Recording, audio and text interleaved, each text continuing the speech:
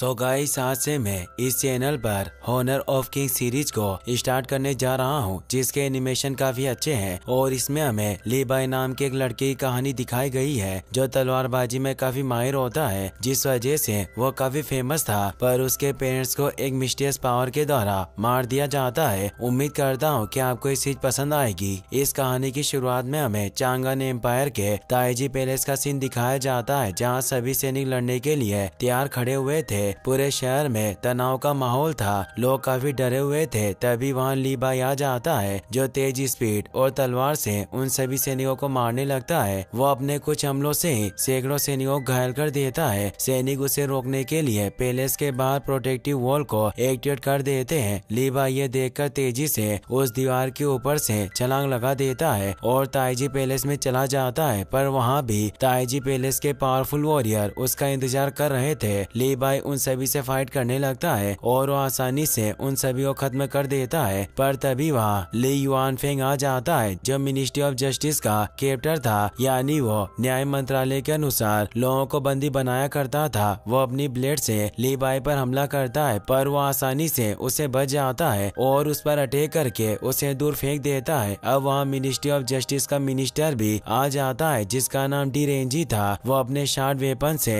ली by पर हमला करता है, पर उसे पकड़ लेता है। डी रेंजी कहता है कि ताइजी पैलेस है, तुम बिना इजाजत के यहाँ नहीं आ सकते। अगर तुमने एक कदम भी आगे बढ़ाया तो तुम्हें माफ नहीं किया जाएगा। ली बाई उस पर हमला करने लगता है। अब वहाँ जाओ रोंग भी आ जाती है, जो ताइजी पैलेस की एक सीनियर डिसिपल थी। तभी अंदर से ताइजी पैलेस के मास्टर की आवाज आती है, जो जाओ रोंग से पूछती है कि वो कौन है जो जबरदस्ती अंदर आने की हिम्मत कर रहा है। जाओ रोंग बताती है कि वो फेमस तलवारबाज ली बाई है। अब हमें 10 दिन पहले का सीन दिखाया जाता है, जब चांगन के क्यूची हाउस में साहित्यिक लोगों की एक सभा को आयोजित किया गया था, जिसमें सभी महान लोग आए हुए थे। ये जगह काफी खूबसूरत थी। ये सभा इंपीरियल ट्रेजरी के मिनिस्टर लिंगहू वेन ने आयोजित की थी, क्योंकि वो आज इस सभा में कुछ खास ट्रेजर को भी पेश करने वाले थे। यहाँ जाओ रोंग भी आई हुई थी। वो लिंगहू से कहती है कि आपने अपने हाउस में सभी विद्वानों को इनवाइट किया है, ताकि सभी उन खास ट्रेजर को एंजॉय कर सके। मेरा यहाँ होना बहुत ही सम्मान की बात है। लियो जंकी भी यहाँ आए हुए थे, जो सेक्रेटेरिएट के हेड यानी सचिवालय के प्रमुख थे। वो लिंगू को कहते हैं कि हमें जल्दी से भोज को शुरू करना चाहिए, मैं खाने के लिए ज्यादा वेट नहीं कर सकता।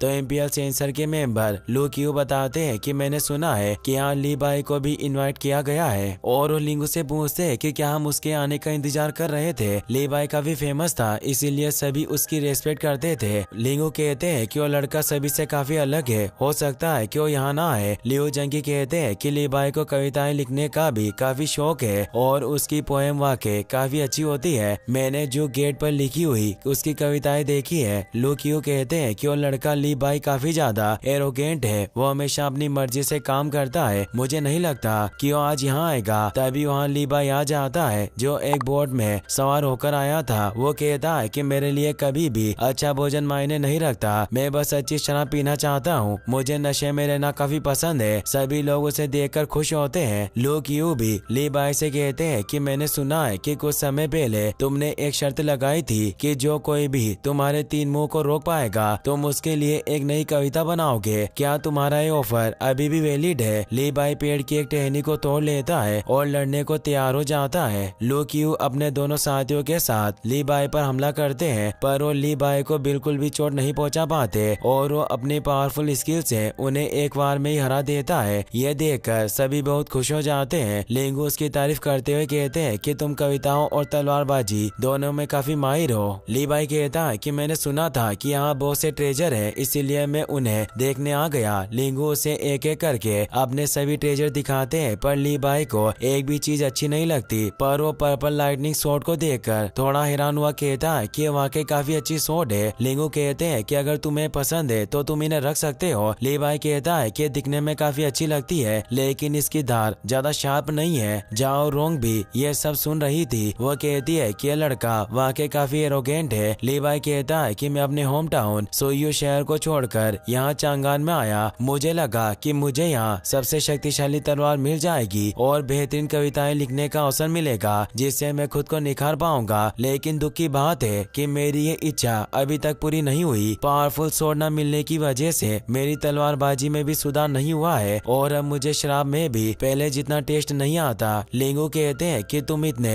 निराश क्यों हो रहे हो, मेरे लिए तुम्हारे पास एक और रेयर ऑब्जेक्ट है और अपने सर्वेंट से उस खास चीज को वहाँ मंगवाते हैं जो एक जेट पॉड था। ली बाई उसे देखकर हैरान होता है और उसके पास आ जाता है। लिंगू बताते हैं कि इसमें एक खास शराब को रखा हुआ है तो कहता है कि मैंने पहले कभी भी इसके जैसे जेट पॉड को नहीं देखा, इस पर काफी अच्छी नक्काशी की हुई है। लिंगू कहते हैं कि तुम्हें आइटम पसंद आया इसीलिए मैं तुम्हें इसे आसानी से लेने नहीं दूंगा, तुम्हें मेरे साथ एक फाइट करनी होगी और उसे एक शॉट दे देते हैं। और अब लिंगू वहाँ डांसर को भी बुला लेते हैं जो काफी अच्छी परफॉर्मेंस देने लग जाती है। उन डांसर में लियो यिंग नाम की लड़की भी होती है जो मैजिक से डांस कर रही थी। लिंगू उसके बारे में ली बाई को बताते हैं कि ये लड़की क्लाउड मून लैंड से है पर ये अपने कुछ साथियों के साथ यहाँ चांगान में फंस गई थी, इसीलिए पैसे कमाने के लिए इल्यूजन डांस स्पेल को परफॉर्म करती है। और अभी तुम इसके जिस मैजिक को देख रहे हो उसे फ्लीटिंग लाइट लैंडस्केप कहा जाता है। और अब वो दोनों भी आसमान में आकर फाइट करने लग जाते हैं। वो दोनों काफी देर तक फाइट करते हैं पर ली बाई लिंगू को हरा देता है। तभी वो देखता है कि लियो यिंग नीचे गिर रही है। स्पेल को कास्ट करने से वो काफी वीक हो चुकी थी। ली बाई तेजी से उसके पास जाकर गिरने से पहले ही उसे बचा लेता है पर वो नीचे गिर गए थे। अब वो लियो यिंग की उस स्पेल पेंटिंग को भी अपने तलवार के मैजिक से पूरा कर देता है। सभी को पेंटिंग काफी पसंद आती है। ली बाई देखता है कि लियो यिंग की आंखें धुंधली हो गई है इसीलिए वो पूछता है कि तुम्हारी आंखों को क्या हुआ।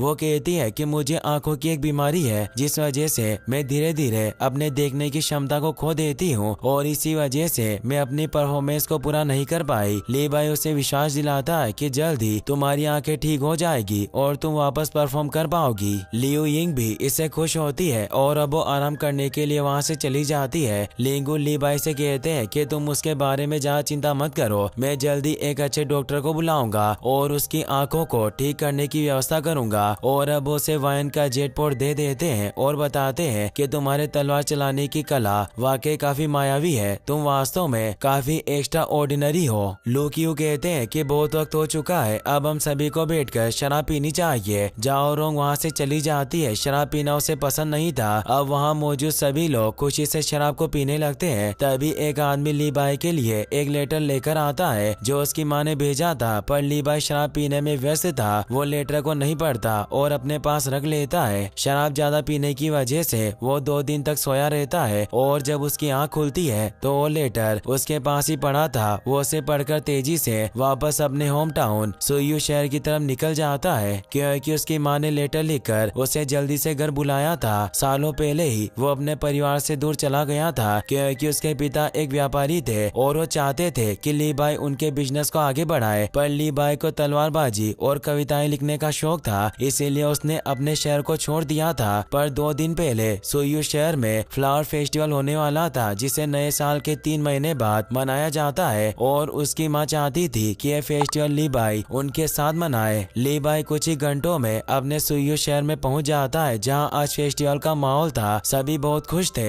ली बाई अपने घर जाता है जहां बाई जी नाम का लड़का उसे देखकर काफी खुश हो जाता है और वो जल्दी से अपने अंकल आंटी को बताता है कि ली बाई वापस आ गया है। ली बाई की माँ अपने बेटे को देखकर बहुत खुश होती है। रात को ली बाई जब अपने कमरे में होता है तब उसकी माँ पास आकर कहती है कि जिस साल तुम यहाँ से चले गए थे तुम्हारे डैड ने आंगन में ये वाइन लगाई थी और अब वो काफी बड़ी हो चुकी है। तुम्हारे डैड ने पूरी तैयारी की थी, जिस दिन तुम वापस आओगे वो तुम्हें अपने हाथों की बनी हुई वाइन पिलाएंगे। पर ली बाई अपने डैड से नाराज था इसीलिए अपनी माँ से कहता है कि मुझे नॉर्मल वाइन पसंद नहीं है। चांगान के मेरे एक फ्रेंड ने मुझे जेट पॉड वाली प्रीशियस वाइन दी है जो डैड की वाइन से कहीं बेहतर है। ली बाई के डैड इसे गुस्सा हो जाते हैं तो उसकी माँ जल्दी से अपने बेटे को खाना खिलाने लगती है। वो जानती थी कि ये जल्दी वापस बहस करने लग जाएंगे इसीलिए अपने पति को भी शांत रहने को कहती है पर उनकी नहीं सुनते और कहते हैं कि कई पीढ़ियों से हमारा परिवार व्यापारी रहा है लेकिन फिर भी ये लड़का अपनी मनमानी करता है और कभी बिजनेस को संभालना नहीं चाहता। ये उन बेकार की कविताओं में अपना वक्त जाया करता है। ली बाई को गुस्सा आता है। ली बाई की माँ उन्हें शांत करने के लिए वहाँ वाइन की बोतल को रख देती है और अपने बेटे से कहती है कि तुम्हें अपने पिता के द्वारा बनाई गई वाइन को एक बार चक्कर देखना चाहिए। ली के डैड कहते हैं कि ये वाइन हमारे सुयू शहर के सबसे बेहतरीन अंगूर से से बनी है और तुम्हारे उस चांगान शहर की वाइन से इसका कोई मुकाबला नहीं है। लीवाई कहता है कि चांगान की वाइन सबसे अच्छी होती है और वो उस जेड वाइन को पीने लग जाता है और अपने डेट को बताता है कि इसे बनाने के लिए हजारों इंग्रेडिएंट्स में से